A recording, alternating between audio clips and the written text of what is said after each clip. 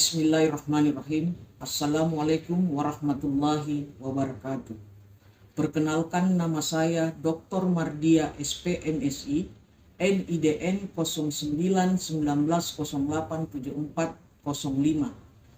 Saya dosen tetap program Pascasarjana Prodi Magister Manajemen Universitas Indonesia Timur, TNT Desember 2015. Adapun mata kuliah yang saya ampu, Manajemen Strategi dengan kode 3KK 1105 dengan bobot mata kuliah 3 SKS pada semester ganjil atau semester 1. Manajemen strategi ini bertujuan untuk menjelaskan teori, konsep, dan aplikasi manajemen strategi yang meliputi proses manajemen strategi, berpikir strategi, merumuskan tren baru di bidang strategi, dan merumuskan strategi global dalam penerapannya.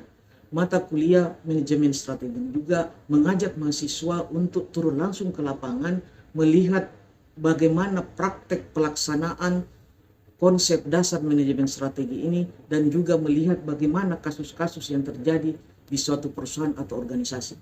Adapun capaian pembelajaran mata kuliah manajemen strategi adalah sebagai berikut. 1. Mahasiswa mampu memahami dan menjelaskan teori, konsep, dan aplikasi manajemen strategi. Kedua, mahasiswa mampu memahami dan menjelaskan proses manajemen strategi. Ketiga, mahasiswa mampu memahami dan merumuskan tren baru di bidang strategi. Dan keempat, mahasiswa mampu memahami dan menjelaskan strategi global dan penerapannya. Strategi pembelajaran mata kuliah manajemen strategi. 1. Dengan ceramah. Ceramah di sini saya mengambil referensi dari beberapa jurnal nasional dan internasional, kemudian dari beberapa buku, baik buku nasional maupun internasional, tentang materi yang saya bawakan pada saat pembelajaran tersebut. Kemudian kedua yaitu diskusi. Diskusi itu bagaimana mengaktifkan mahasiswa dan mahasiswi di dalam kelas tentang materi yang dibawakan. Yang ketiga adalah tugas. Tugas di sini saya berikan perorangan atau per kelompok dengan membuat makalah tentang materi yang dibahas, dan kemudian minggu depannya akan kita diskusikan, kita presentasikan dalam bentuk makalah. Selanjutnya, metode penilaian yang sudah digunakan pada mata kuliah manajemen strategi. Pertama, kehadiran. Kehadiran ini saya berikan bobot 40%. Kemudian keaktifan mahasiswi itu saya berikan bobot 10%. Tugas saya berikan bobot 10%. Keempat, meet-nya saya berikan bobot 20%, dan final saya berikan bobot 20%.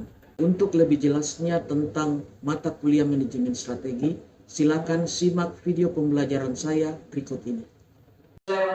Assalamualaikum warahmatullahi wabarakatuh. Waalaikumsalam warahmatullahi Jadi pada hari ini mata kuliah manajemen strategi kita membahas tentang konsep dasar manajemen strategi. Namun saya perkenalkan diri saya dulu ya. Nama saya Dr. Mardia SPMSI. Alamat saya Jalan Bari Binasa, Kompleks PDNK nomor 28. Jadi pada hari ini kita akan membahas bagaimana konsep dasar manajemen strategi.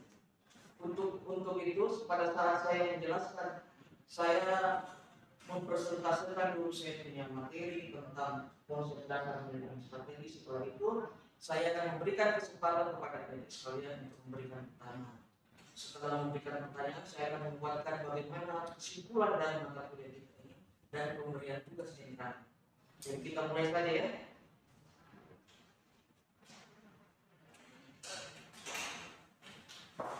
Definisi strategi. Strategi menurut Lawrence and Joseph William and Bloom adalah strategi sebuah rencana yang disatukan, luas, dan terintegrasi yang menghubungkan perusahaan dengan tantangan lingkungan serta dirancang untuk memastikan bahwa tujuan utama perusahaan dapat dicapai melalui pelaksanaan yang tepat oleh organisasi.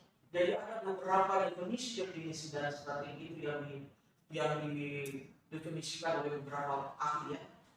Pertama, strategi menurut Lawrence. Kemudian yang kedua, strategi yang didefinisikan oleh William Stanford itu mendefinisikan bahwa a strategy is for basic plan of action by which an organization intend to reach its goal. Artinya bahwa strategi adalah rencana dasar yang luas dari suatu tindakan organisasi untuk mencapai tujuan. Itu definisi yang kedua dari para ahli tentang apa sebenarnya strategi. Kemudian kita masuk ke yang kedua, yang ketiga ya. Kita masuk ke yang ketiga. Itu menurut J. Sallusti yang mengutip dari pemahaman Nicholas. Jadi J. Sallusti ini dia mengambil literatur dari Nicholas bahwa strategi itu adalah suatu seni menggunakan percakapan dan sumber daya suatu organisasi untuk mencapai sasaran melalui hubungan yang efektif dengan lingkungan dalam kondisi yang paling menentukan. Jadi inti dari beberapa ahli yang mengatakan bahwa itu sebenarnya bagaimana kita mencapai tujuan dan sasaran. Tapi harus ada kerjasama di dalamnya. Ada kerjasama antara atas dan bawahan supaya bisa tercipta kerukunan, tercipta tujuan, tercipta sasaran akan dicapai. Kemudian yang dari ketiga pendapat itu dapat kita definisikan bahwa strategi adalah usaha untuk mencapai tujuan dengan melihat dan memadukan lingkungan eksternal dan internal sehingga menghasilkan rencana, keputusan, dan tindakan. Jadi kalau kita melihat bahwa strategi itu kita harus melihat dulu bagaimana lingkungannya secara eksternal maupun internal. Kalau kita pakai strategi menggunakan analisis SWOT itu, jadi harus kita analisis SWOT kan S itu kan bagaimana kita punya kekuatan, strength-nya. Kalau P-nya itu kelemahannya, apa kelemahannya kita. Jadi kalau secara internal kita lihat bagaimana kekuatan dan kelemahan kita.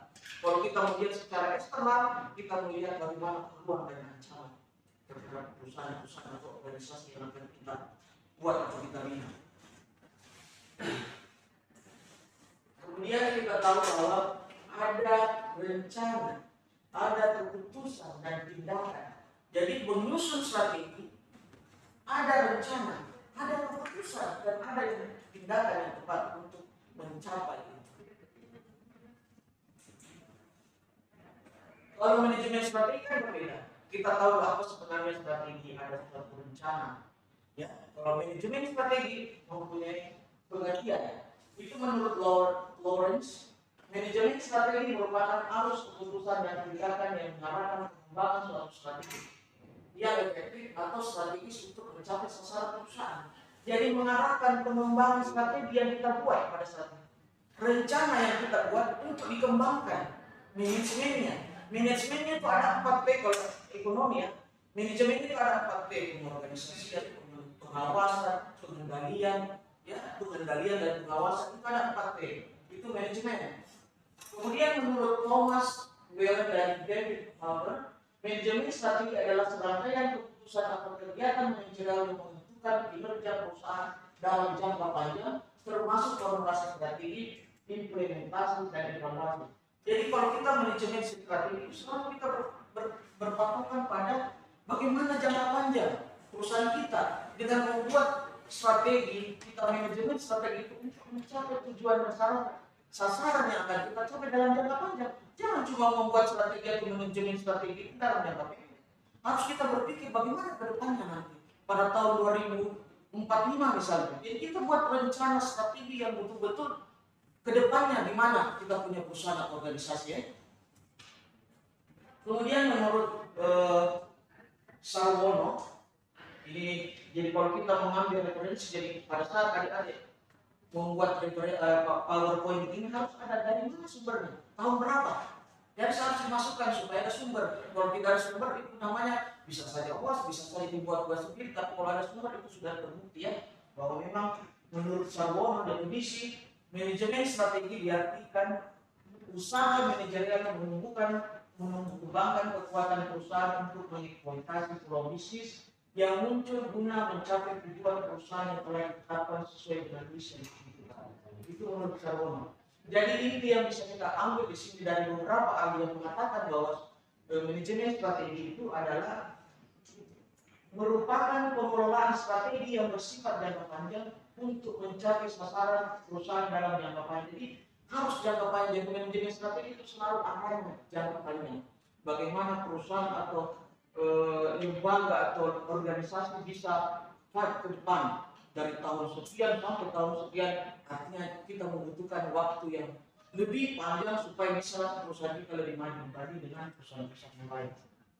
Kemudian kita masuk kepada apa sebenarnya manfaat manajemen strategi itu. Apa manfaatnya? Pertama yaitu memberi arah pencapaian tujuan.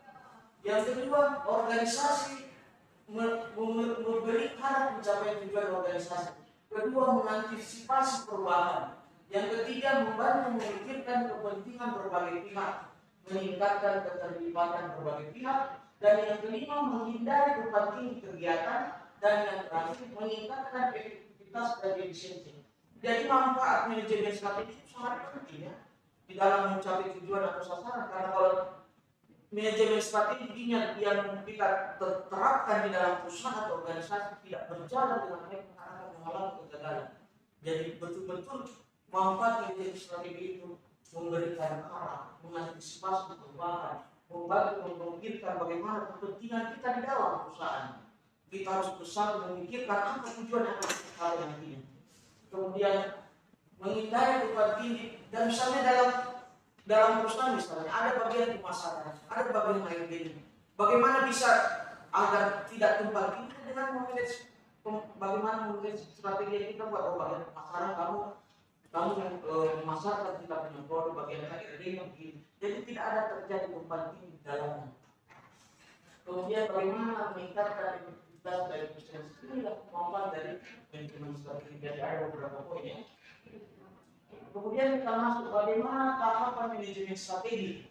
Ada beberapa tahap, yaitu satu, menganalisis kinerja lingkungan, eksternal dan internal. Internalnya bagaimana di dalam perusahaan kita, baik dilihat kekuatannya maupun apa tidak punya kelemahan. Kalau eksternalnya seperti tadi, bagaimana peluangnya, bagaimana ancamannya, tantangan yang di luar, itu secara eksternal. Kemudian membina pimpinan organisasi, ada visi dan misi. Kalau pimpinannya kan dalam suatu perusahaan atau organisasi atau lembaga pasti ada visi dan misinya. Universitas juga ada visi dan misi. Apa visi dan misinya itu harus ada, karena itu menjadi acuan buat kita untuk lebih maju bergerak untuk mendapatkan atau mencapai tujuan sasaran dari visi dan misi itu. Kemudian merumuskan strategi organisasi, mengimplementasi strategi, dan kelima menetapkan strategi pengawasan. Dan nanti pada saat kita tahapan-tahapan itu ada beberapa strategi yang biasa kita gunakan dalam, misalnya juga dalam perusahaan atau penelitian-penelitiannya ada untuk melihat bagaimana strategi kebijakan misalnya. Itu harus kita buat analisis SWOT. Yang pertama bisa menggunakan analisis SWOT, yang kedua menggunakan balance score, ya. Kemudian bisa menggunakan PESTEL. Jadi kita secara PESTEL itu kita menggunakan bagaimana pengaruh ekonomi, politik, budaya, sosial. Itu kalau kita mau tahu strateginya, harus kita tahu bagaimana keadaan sosialnya, bagaimana keadaan ekonominya suatu perusahaan itu. Jadi itu PESTEL yang dipakai. Tapi kalau untuk mengetahui bagaimana internal dan eksternalnya suatu perusahaan atau lembaga atau organisasi, biasanya kita pakai analisis SWOT. Ya, kekuatan, kelemahan, peluang, dan ancaman. Itu analisis SWOT yang biasa digunakan. Jadi biasanya juga kalau ada S1, S2 biasanya dipakai analisis SWOT. Ada namanya IFAS, ada juga namanya EFAS. Kalau kita buat dalam suatu, kita olah datanya, jadi EFAS dan IFAS. Ada internal faktor yang mempengaruhi, kemudian eksternal faktor yang mempengaruhi. Kemudian proses manajemen strategi, yaitu ada beberapa proses, ada 3 proses. Pertama itu pembuatan strategi yang meliputi pengembangan misi dan tujuan jangka panjang, selalu berkaitan dengan tujuan jangka panjang seperti saya jelaskan tadi. Mengidentifikasi peluang dan ancaman dari luar, berarti kita melihat eksternalnya, bagaimana peluangnya, bagaimana ancaman yang kita akan hadapi dari suatu perusahaan yang luar, dari perusahaan yang lain, supaya kita bisa fight. Serta kekuatan dan kelemahan, ini analisis SWOT. Ya, jadi kalau ada yang mencari strategi kebijakan, misalnya hukum tentang bagaimana strategi kebijakan yang digunakan untuk bagaimana masalah-masalah yang terjadi di lapangan itu, misalnya kita memakai itu, kita melihat peluangnya, ancamannya, itu eksternal. Kemudian yang kedua, penerapan strategi meliputi penentuan sasaran operasional bangunan, alokasi sumber daya. Jadi penerapannya mengikuti sasaran operasionalnya, kemudian apa alokasi sumber daya. Sumber daya itu bisa saja sumber daya manusia, orang-orang yang di dalam pekerja, karyawan, kemudian bagaimana sarana dan prasarana, bagaimana modal, itu sumber daya semuanya. Bagaimana bangunannya, bagaimana orang-orangnya, modalnya, sumber daya manusianya, bagaimana, itu sumber daya. Kemudian kita masuk kepada yang terakhir, proses manajemen strategi, evaluasi strategi. Setelah kita menetapkan bahwa strategi yang saya gunakan ini dengan menggunakan analisis SWOT, kita evaluasi apakah bisa, apakah strategi yang kita gunakan ini cocok dengan perusahaan kita atau tidak. Kita evaluasi kembali. Kalau memang tidak cocok, kita ambil lagi strategi yang lain, misalnya PESTER atau balance score. Kalau PESTER, kita lihat lagi bagaimana keadaan politiknya, ekonominya, sosialnya, teknologinya, itu PESTER. Jadi kita evaluasi kembali strategi itu, apakah cocok dengan perusahaan kita atau tidak. Kemudian faktor-faktor dalam manajemen strategi. Pertama, tipe dan struktur organisasi. Apa tipe dan struktur? Adakah tipe-tipe dari perusahaan-perusahaan itu, ada misalnya tipe yang menengah ke bawah, ada yang ke atas, ada yang sudah besar perusahaan-perusahaan yang bonafit gitu ya. Kemudian bagaimana struktur organisasi, jadi setiap perusahaan atau organisasi itu mempunyai struktur organisasi yang berbeda tergantung dari bagaimana pimpinan atau karyawan bekerja sama dalam menentukan visi dan misinya. Kemudian gaya manajemennya, gaya kepemimpinannya kita. Jadi setiap perusahaan atau organisasi ada pemimpin. Bagaimana dia gaya, apakah pemimpinnya bisa bekerja sama dengan ini atau dia secara diktator dan saya harus kamu mengikuti aturan saya. Tanpa kamu mengeluarkan pendapat apa harus ikut saya, tidak diktator. Jadi ada beberapa gaya kepemimpinan. Ada yang bisa saling bekerja sama, saling merangkul untuk mencapai tujuan dan sasaran yang kita lakukan. Kemudian masuk ke ketiga, yaitu kompleksitas lingkungan internal dan eksternalnya. Bagaimana kompleks antara internal dan eksternalnya? Apakah internalnya lebih bagus, kekuatan dan peluangnya lebih bagus, atau eksternalnya maksudnya kalau yang secara internal kekuatan dan kelemahannya lebih dominan, atau secara internal peluang dan ancamannya lebih dominan. Itu kita lihat bagaimana kompleksitas yang terjadi di dalam. Jadi bagaimana kita mengupayakan agar strategi baik secara internal maupun eksternal dapat kita bisa melakukan sesuatu untuk mencapai tujuan dan sasaran suatu perusahaan atau organisasi. Perumusan strategi. Perumusan strategi adalah pengembangan rencana jangka panjang untuk manajemen efektif dari kesempatan dan ancaman lingkungan dilihat dari kekuatan. Jadi selalu merumuskan strategi harus melihat lingkungan baik internal maupun eksternal. Internal kekuatan dan kelemahan, eksternal peluang dan ancaman atau tantangan. Ya. Perumusan strategi meliputi menentukan visi misi, organisasi tujuan, pengembangan strategi dan penetapan pedoman kebijakan. Jadi harus ada visi misinya apa. Kemudian bagaimana tujuannya, bagaimana pengembangannya, bagaimana sasarannya. Itu perumusan. Kita buat perumusan strategi harus juga tentukan apa visinya kita, apa misinya kita, tujuan apa yang kita akan capai, bagaimana mengembangkan itu. Itu yang harus kita tentukan pada saat merumuskan strategi. Demikianlah deskripsi mata kuliah manajemen strategi. Terima kasih. Wabillahi taufiq wal hidayah. Assalamualaikum warahmatullahi wabarakatuh.